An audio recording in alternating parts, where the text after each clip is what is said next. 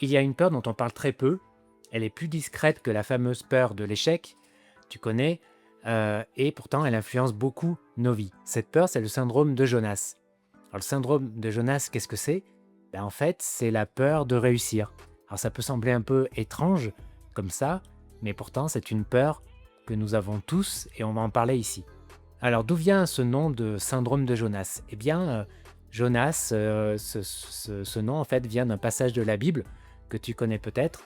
Et dans ce passage de la Bible, eh ben, Dieu demande à Jonas d'aller porter un message dans la ville de Ninive. Et Jonas est capable de le faire, mais au dernier moment, en fait, bah, il fuit. Il prend un bateau, il prend la direction opposée, et après, c'est le fameux épisode avec la baleine.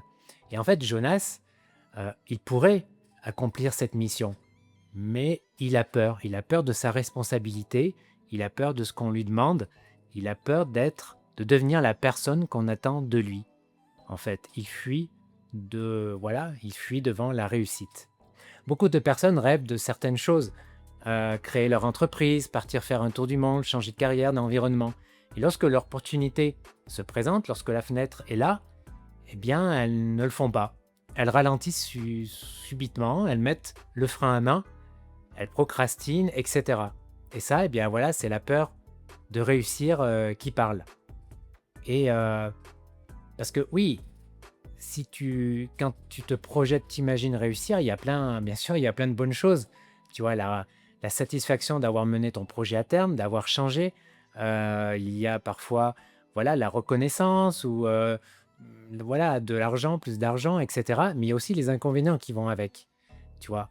Et l'inconvénient, ces inconvénients, c'est la responsabilité. Tu prends davantage de responsabilités et ça peut faire peur. Et tu as aussi plus de pression, tu as le regard des autres, le regard sur toi, tu as plus de... Voilà, tu dois changer de posture parfois, etc. Et sans parler d'ailleurs ce qu'on appelle le syndrome du coquelicot.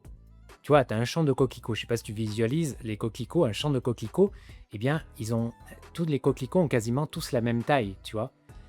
Mais toi, si tu vas réussir vraiment, si tu fais quelque chose un petit peu qui sort de l'ordinaire, tu vois, tu vas dépasser.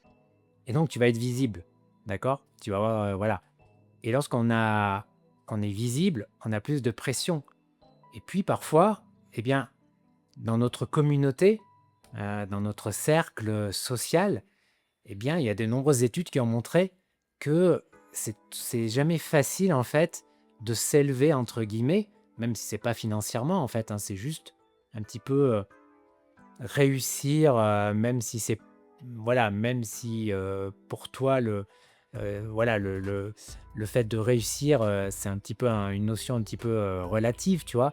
Mais tu peux avoir l'impression, en fait, de faire, de dépasser un petit peu les autres et du coup, tu peux avoir cette peur d'être rejeté, en fait, par ton cercle, ta communauté ou au moins jugé, tu vois?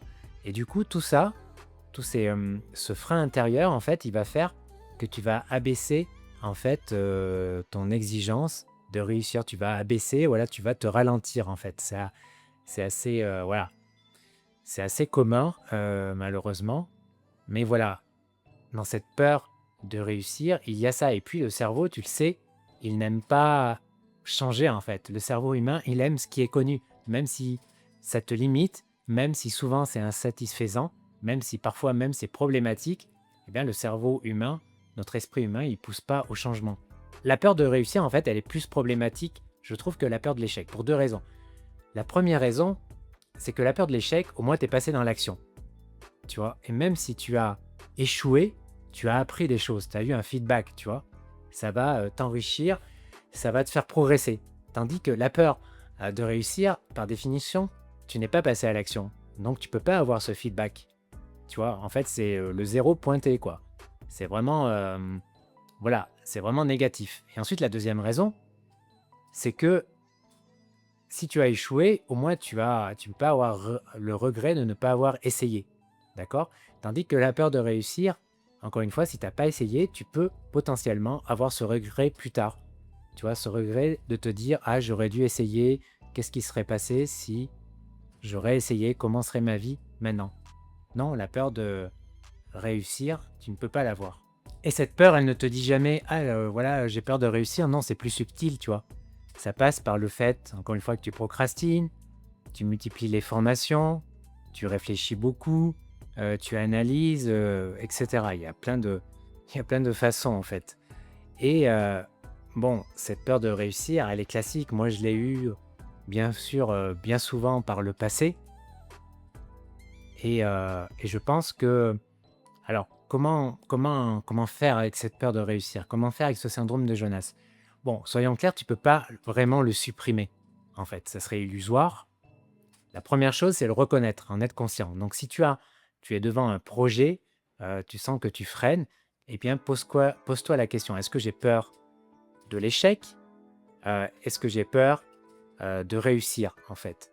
D'accord? Est-ce que lorsque je m'imagine réussir ce projet, eh bien, est-ce qu'il y a des peurs, des appréhensions qui viennent, hein? Tu peux avoir les 2, hein, la peur de l'échec et de la peur de réussir, bien sûr. Mais voilà, pose-toi la question et ensuite le truc, c'est juste, en fait, apprendre à manager, voilà, à gérer, cette peur, de réussir. Parce que, entre guillemets, lui laisser la reconnaître qu'elle existe et voilà, ne pas ne pas faire semblant de qu'elle n'existe pas, en fait. Au contraire, reconnaître qu'elle existe et entre guillemets, eh bien, faire avec, d'accord? Atténuer son rôle. Voilà.